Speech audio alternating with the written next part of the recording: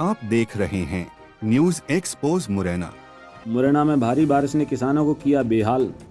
धान के खेत बन चुके हैं ताल। जिस खेत में चारों ओर हरी हरी धान थी, आज वहां केवल पानी ही पानी है। जिन खेतों में फसल लहलहा रही थी, वहां पूरी तरह लेट चुकी है। जैसा कि आप अन्य तस्वीर में देख रहे हैं, फसल पानी में गिरकर पूरी तरह सड़ चुकी है। उनकी धान की फसल पूरी तरह बर्बाद हो गई है, लेकिन किसानों के दुख में शामिल होने के लिए एक जननेता उनके बीच पहुंच गए हैं।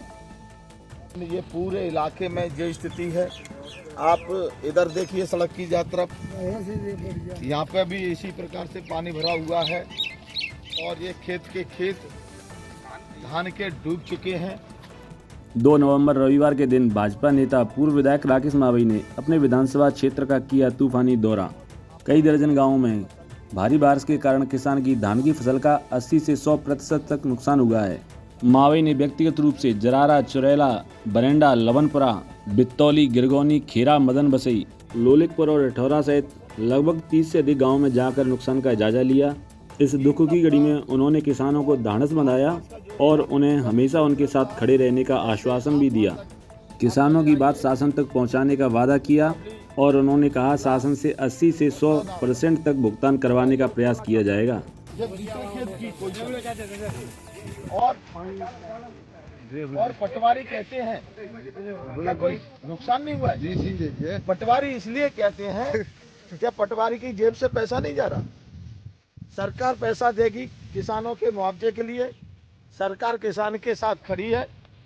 खड़ा हूँ बरेना गांव और आसपास के खेतों पर, हो जरारा हो, बरेना हो, आपका गिरगौनी हो, मदन बसई हो, बित्तौली हो और आपका पूरे इलाके में इस साइड इसी प्रकार से जो मैं उंगली कर रहा हूँ, इसी प्रकार से पूरी फसल नष्ट हो चुकी है।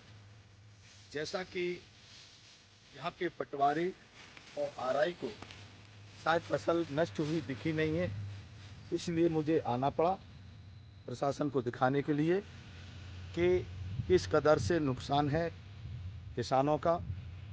इसको दोबारा इसका सर्वे किया जाए और उचित मुआवजा दिलाए।